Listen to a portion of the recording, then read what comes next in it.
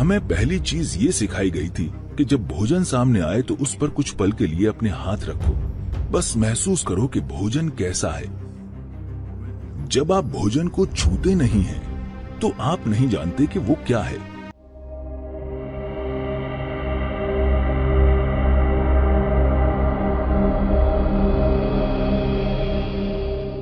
अगर भोजन छूने लायक नहीं है, तो मैं नहीं जानता कि वो खाने लायक कैसे होगा। अगर मेरी प्लेट पर कुछ आता है, तो उसे महसूस करके मैं जान जाता हूँ कि क्या खाना है और क्या नहीं खाना। जो मुझे नहीं खाना उसे मैं चख कर खारिज नहीं करता, मैं बस उसे नहीं खाता, क्योंकि मेरे हाथ पहला स्तर है। वे उस मायने में नहीं चखते जैसे जीभ चखती है, पर वे भोजन को जान लेते हैं। भोजन को जानना पहली चीज है। किसी इंसान को जानने के लिए आप उससे जाकर हाथ मिलाते हैं। मैं आमतौर पर इससे बचता हूँ, लेकिन ये अच्छी रणनीति है। लेकिन जो भोजन आपका हिस्सा बनने वाला है, सबसे पहली चीज आपके हाथ हैं। अगर उसे आप नहीं भी छूते हैं, तो बस वहां सचेतन होकर होने से साफ पता चल जाएगा कि भोजन आपके अंदर कैसा बर्ताव करेगा। ये भोजन इस दिन आपके अंदर जाना चाहिए या नहीं, क्योंकि हर दिन आपका शरीर वही नहीं होता। हर दिन, हर पल ये अलग होता है। अगर आप भोजन को महसूस करें, तो आप जान जाएंगे कि आज इस भोजन को आपके अंदर जाना चाहिए या नहीं। अगर इतनी जागरूकता आ जाती है, तो हमें लोगों को ये बताने की जरूरत नहीं होगी कि उन्हें क्या खाना चाहिए। अपने भोजन को चुनना और खाना, ये दोनों चीजें सचेतन होकर कीजिए। आप क्या खाते हैं उतना ही महत्वपूर्ण है कि आप कैसे खाते हैं। जब मैं कहता हूं कि आप कैसे खाते हैं, तो ये सभी जीवित चीजें हैं। उनमें से हर एक का अपना जीवन था, चाहे वो सब्जी हो, जानवर हो या पौधा हो। हर किसी का अपना जीवन था।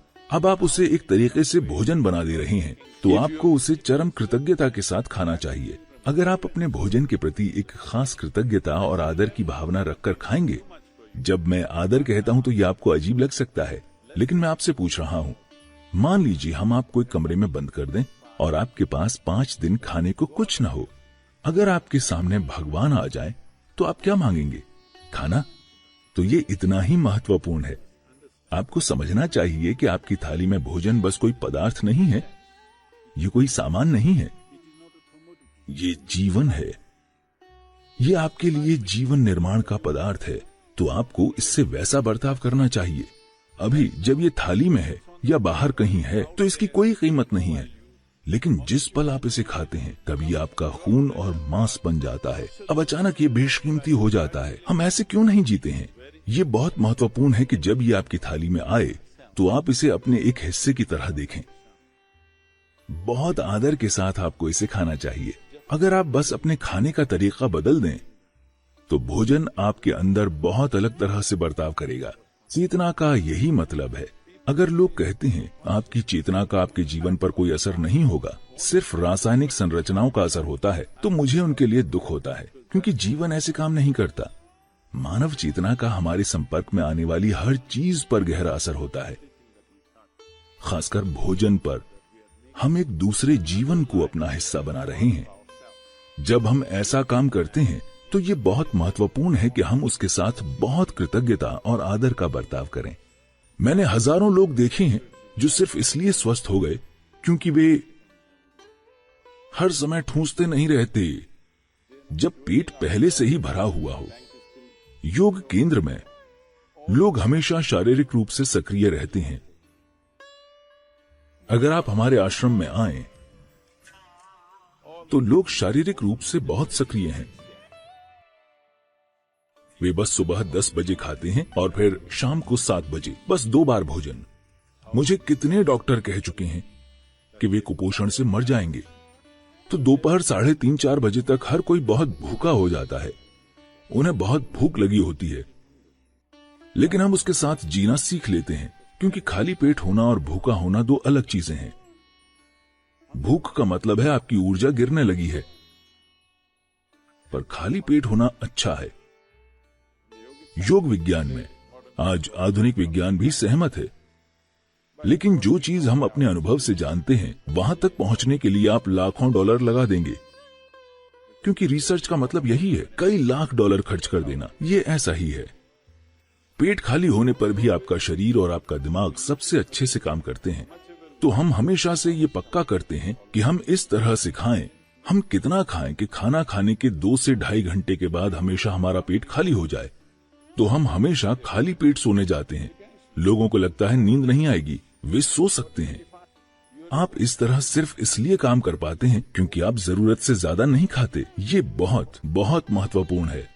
सभी 2 बार खाते हैं। मैं आमतौर पर 1 बार ही खाता हूँ, शाम 4:30-5 बजे, क्योंकि मुझे प्लेट के सामने बैठकर ये सोचना पसंद नहीं कि कितना खाऊं। मैं भरपूर खाना पसंद करता हूँ। तो शाम को 4:30-5 बजे अगर मैं भोजन करता हूँ तो फिर मैं अगले दिन ही खाता हूँ। क्या ये काफी है? क्या मैं ठीक लग रहा हूँ? हेलो डॉक्टर मुझे कह रहे हैं, नहीं सदगुरु, आप इतनी यात्राएं करते हैं, ये हो जाएगा वो हो जाएगा, आपको 4 घंटे में कम से कम 1 बार खाना खाना चाहिए, कुछ तो खाना चाहिए। मैंने कहा मुझे अकेला छोड़ दीजिए, मैं ठीक हूँ।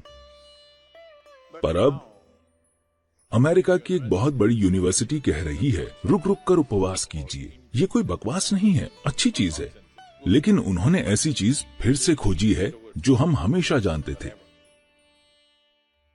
अब हर कोई कह रहा है 16 घंटे का अंतराल होना चाहिए, फिर सभी बीमारियां ठीक हो जाएंगी। हम इतने हजारों साल से क्या कह रहे थे? सीधी बात यह है, इसके कई पहलू हैं, मानसिक, शारीरिक। लेकिन अब दुनिया में कैंसर बढ़ रहा है। कैंसर की कोशिका समाज में एक अपराधी की तरह है। हम सबके शरीर में होती है, लेकिन उनकी संख्या जितनी होनी चाहिए, अगर उससे बढ़ जाए या सब साथ मिलकर एक जगह जमा हो जाएं, तो वे अपराधियों के गिरोह जैसी बन जाएंगी। कोच्चि में भी जेब कतरे होंगे, मुझे यकीन है। हेलो, वे छोटे मोटे अपराधी हैं। जब अकेले या 2-3 मिलकर काम करते हैं तो हम उन्हें गंभीरता से नहीं लेते। हम उन पर ध्यान नहीं देंगे क्योंकि छुटपुट चीजें होंगी। पर मान लीजिए ऐसे 100 लोग संगठित होकर अपराध करने लगें तो हम उन पर टूट पड़ेंगे, क्योंकि हम जानते हैं अब वे समाज के लिए खतरा हैं। कैंसर की कोशिकाएं भी इसी तरह हैं, अपराधी जो यहां वहां घूमकर कुछ नुकसान पहुंचा रहे हैं। फिलहाल उनकी यही समस्या है कि वे बाकी कोशिकाओं के मुकाबले 8 से 10 गुना ज्यादा खाती हैं। तो अगर आप 2 भोजन के बीच में पर्याप्त अंतराल देते हैं तो उनमें से ज्यादातर मर जाएंगी, क्योंकि वे जी नहीं पाएंगी। हम हमेशा इसकी बात करते रहे हैं, लेकिन अब उन्होंने वही चीज करोड़ों डॉलर की रिसर्च करके पता लगाई है, क्योंकि शरीर में जो भी सुधार और शुद्धिकरण होना है उसके लिए पेट खाली होना चाहिए। ये बहुत बहुत महत्वपूर्ण है, वरना कोशिकाओं के स्तर पर शुद्धिकरण नहीं होगा। आपके अंदर चीजें जमा होती जाएंगी, फिर आपको हर तरह की समस्याएं होंगी।